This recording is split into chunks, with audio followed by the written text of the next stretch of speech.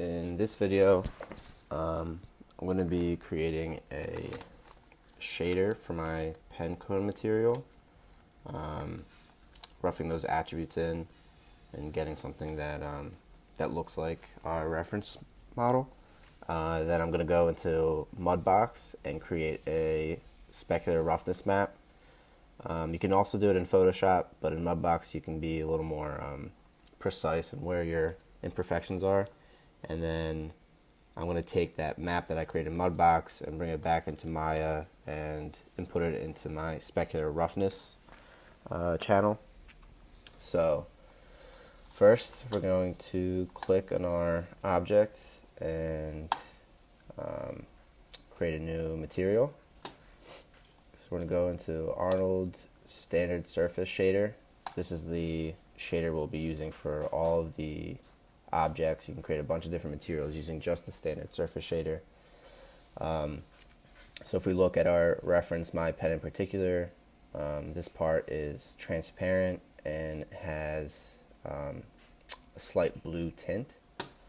So in order to make it see-through, we're going to go into transmission and bring this value to 1. And if we see right away, we can go into our IPR and just take a look.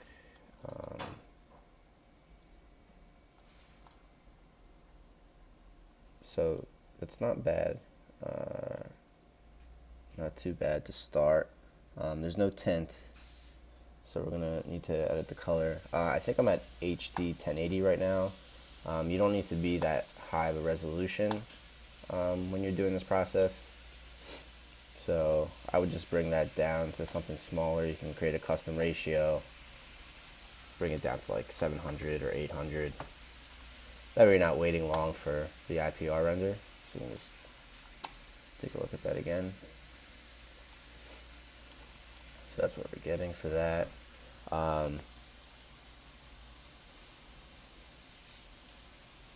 So for a plastic, the IOR should probably stay around there.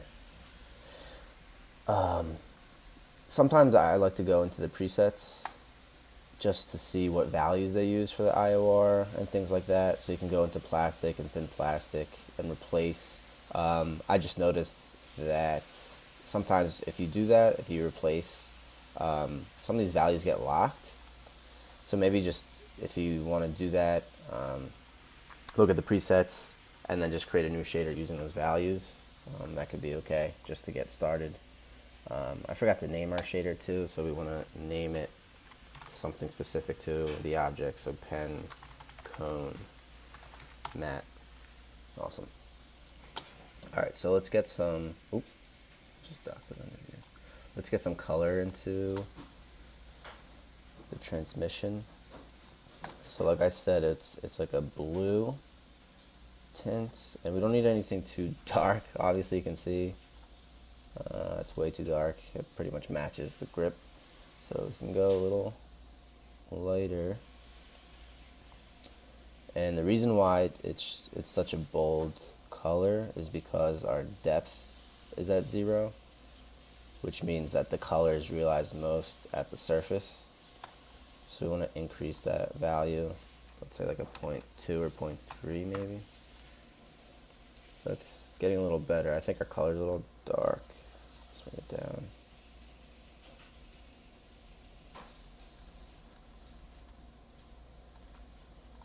It's too dark.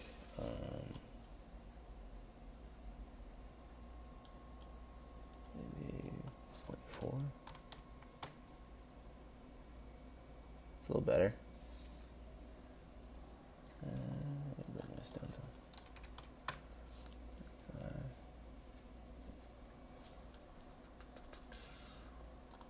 Make this lighter. So you kind of have to mess with it, you know. A little trial and error. I think that's okay. We can go in at different angles, get a better look.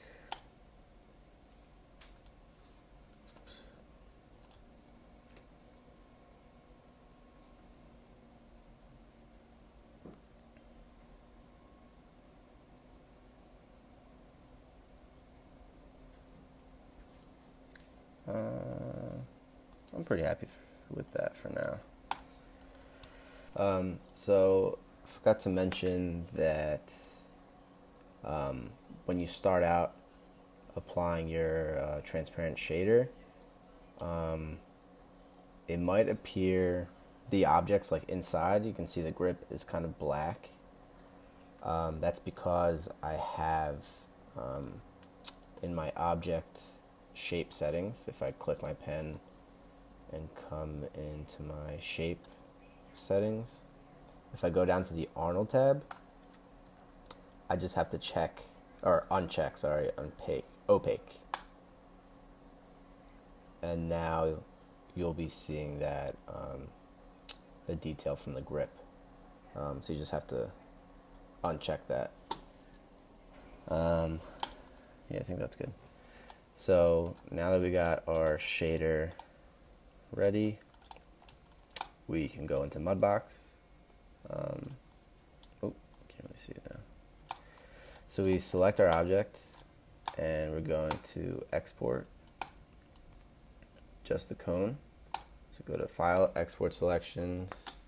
You don't really want to include like cameras or lights or anything, so just make sure those are checked off. Cool. That's okay. There's no really children or anything. Okay. And then you just want to create a folder. You're going to stay organized. So I made a folder called Pen Exports. And you can export either FBX or OBJ. Let's try OBJ. So OBJ export. Okay, there. So there's nothing even included in the OBJ, so that's fine. So we'll name it pen cone export.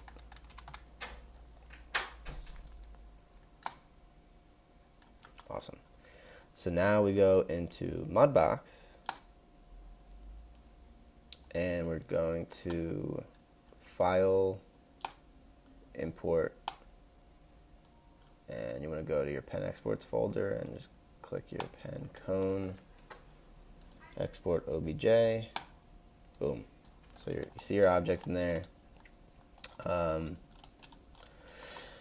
the way Mudbox works is pretty similar to Photoshop in that you have layers and you can mask, and it's pretty user intuitive. So in order to create the Specular Roughness Map, we're going to need values of black and gray and white.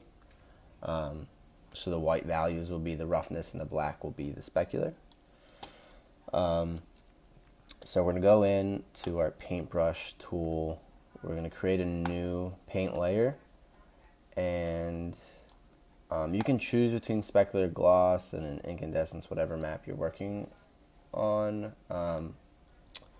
But if you do specular and you start painting your base, you won't really see too much. You can kind of see that it's messing with the specular, but you can't see the black paint unless you right click and solo diffuse, and now you can see where you're painting. So when I create these maps, I kind of just like to work with diffuse layer just so I can see the black, just to see like where I'm actually painting. So let's create a new layer. We'll call it base, and just leave it as diffuse. That's fine. And if we hold B, left click and drag up, we can increase the brush size. And I'm just going to flood this black. So this is going to be our specular value. And now we can paint the white imperfections onto a different layer. So I'm going to go ahead and create a new layer, and I'll call this, we're going to do fingerprints. So let's go fingerprint. Name that fingerprint. Hit OK.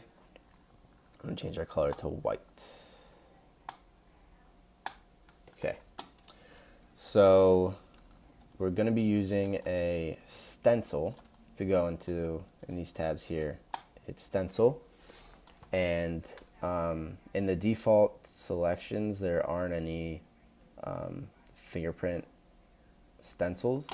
So what I did is I got a texture from polygon.com and found a fingerprint texture, and you can just make sure it's the right aspect ratio. So these stencils are like 2048 by 2048, and they're just PNGs with black, white, and gray values. So I just went into Photoshop, made sure the aspect ratio is right, and just plugged it into the designated folder in Program Files, Autodesk, Mudbox, Stencils, and I have it here. So I just called it Fingerprint Stencil.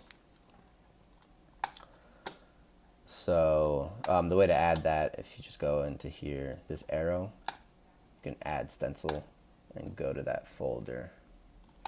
This PC, Program Files, Autodesk, Mudbox, Stencils. So I have it here. So cancel. So you just select the stencil that you want, and it shows up like that. So for stencils, we use the projection brush, and this makes it a little hard to see the object. So if you double click the stencil, you go to the stencil properties, and you can kind of decrease its visibility or increase it, whatever you want. I'm just going to decrease it a little just so I can see my object a little more. And the idea is that we're going to be painting the stencil onto the object. So the cone is a pretty small object. It's pretty much this size, probably a little smaller than your thumb. So if we paint these fingerprints on, it's going to be a little small, like a little Smurf was messing around with your pen. That's not really what we want. So we can just kind of zoom out and get that print the size that we want, and something like that. And we can like rotate our object around to get an angle. I'm just gonna leave it like that for now. And we can just go ahead and paint that on, right? So you can see right now my brush is kind of surpassing the edges of the object. So if I paint on directly like this, if we go in and zoom, you can see that it's a little stretched around the edges. So we really don't want our brush to be that big. So let's undo that actually. Click our stencil. So when we're working on this, we want our brush to be a little smaller than our object. I'll make it like this, and we're just gonna color it in and try not to surpass those edges just because it's gonna stretch. That should be good. And we can paint some little grunge in there. And go around the other side, maybe pick a different thumbprint. I like this one down here, it's a little more subtle. Just go ahead and paint.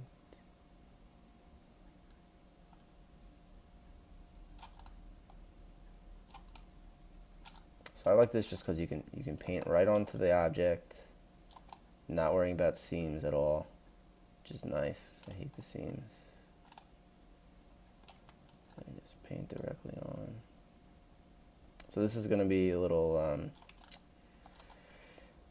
this is a lot. It's a lot of imperfection. I don't think you really need that much, but it's up to you. You don't want to, overdo it, but you want it to be imperfect enough that you really sell the object, and the imperfections should make sense, how they might hold this piece you know, how this imperfection came to be. You want to take that into account. So that could be okay for now. I'm going to turn this off. You can see here, I accidentally painted in the inside. Your thumb probably doesn't even fit into there, so I'm going to go into my paintbrush, hit black, and just paint that black, just because I don't really want any of that inside. You could have imperfections inside if it makes sense, but I don't think my thumb can even fit in there. So that should be okay. So once we're happy with our Specular Roughness Map, we just right click our Diffuse Layer and then Export Channel Merged. And we want to save our Roughness Map file into our Source Images folder with all our other textures. So I'm going to call this Pen Cone Spec Rough. That should be okay. Save it. And if we go into our Source Images folder, you can see what it looks like. So you'll see it's black,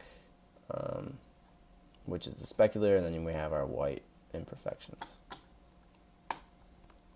And again, it doesn't worry about seams, so it's nice.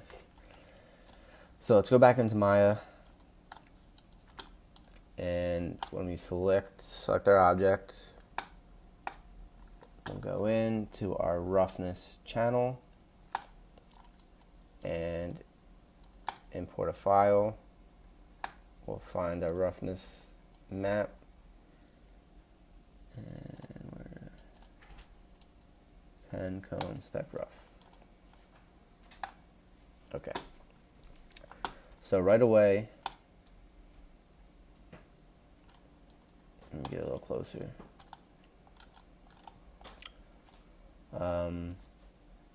Right away, it's not looking too good. We lost a lot of that transmission. Something wacky's happening. This is because, I'll show you. So we want to go into our hypershade, find our material, pen cone matte. So the alpha is plugged into the specular roughness. So if we go into we click this, our map file, the file node, we can see there's a alpha's luminance option in our color balance. So we just have to check that on. So if we render it out again, we should be seeing our transparency. And if we rotate around,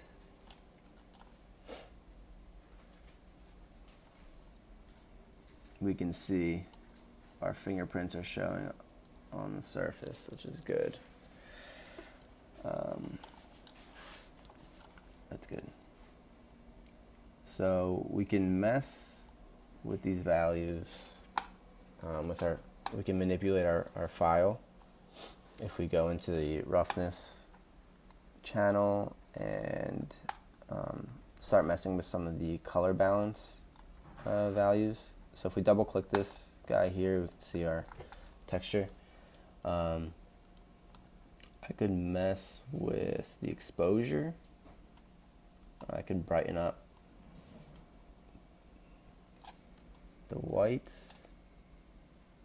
and it might become a little more apparent.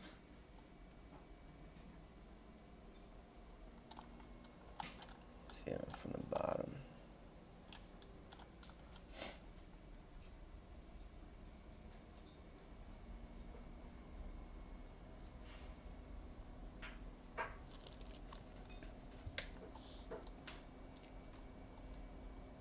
Okay.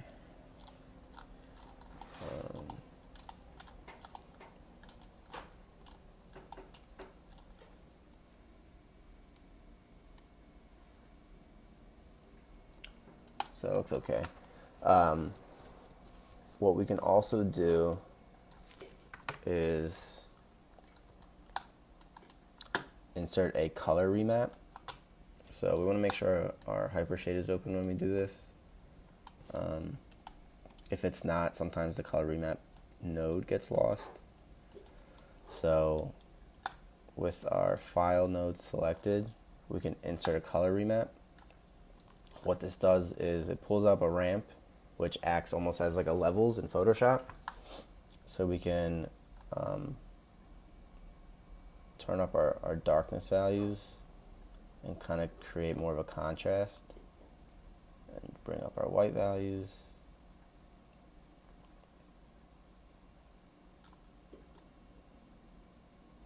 So can make it a little more subtle.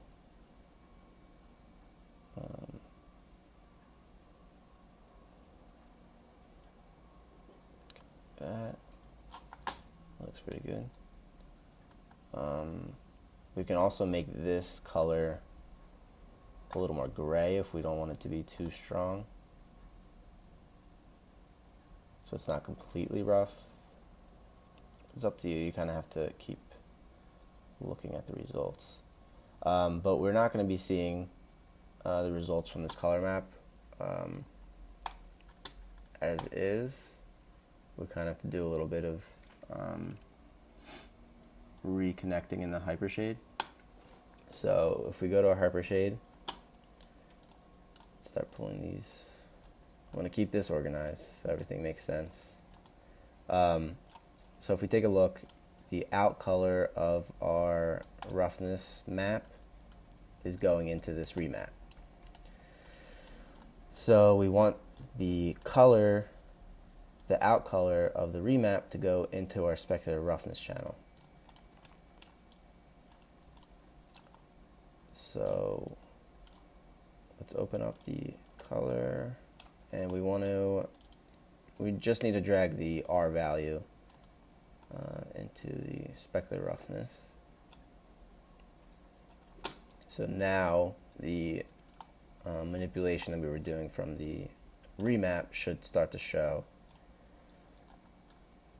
So if we render, let's take a look. We can just drag around the section that we're interested in. Okay. So if we make this, let's say, completely white, see what that does. So now that fingerprint's a little more apparent. We can see. Let's look at it at another angle. You want to make sure it looks that you're selling from all angles, right?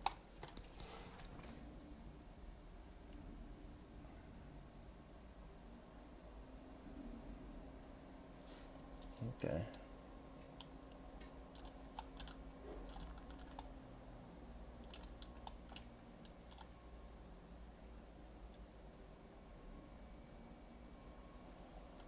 So you can keep messing with these values to get the result that you're looking for.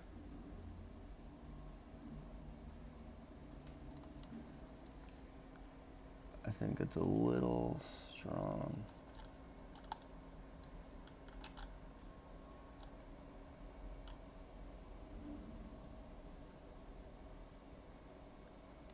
A little strong. So I'm just going to bring that back up.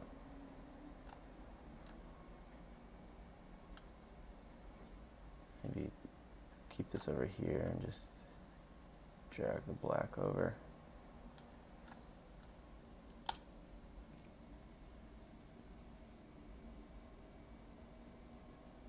That's too subtle.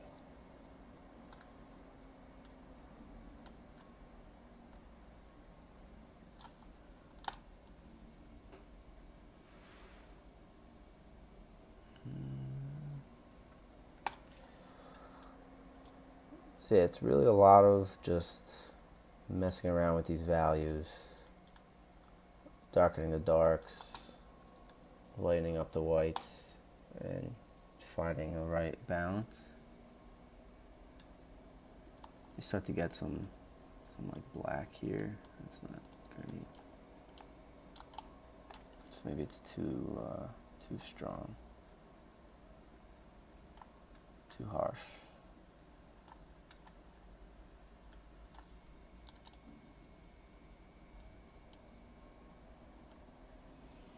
Yeah, it's a little much. Make this a little gray.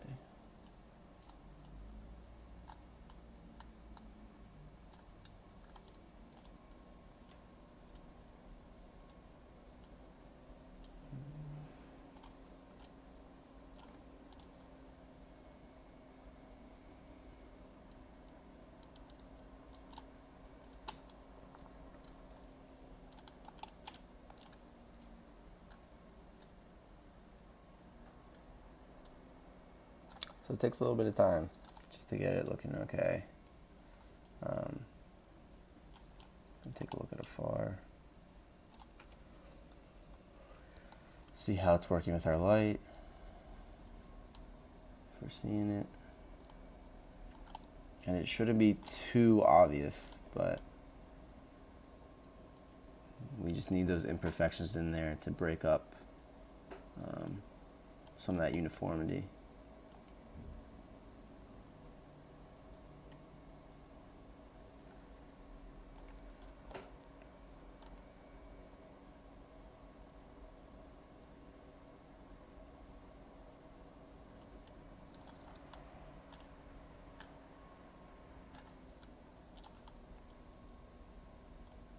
So I think that's okay.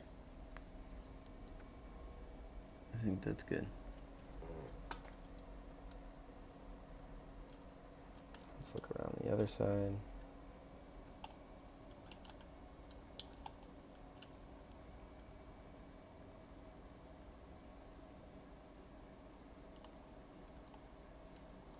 Can't really see it too much there.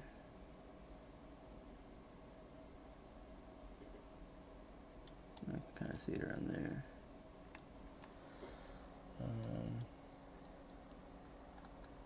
So we bring these a little closer.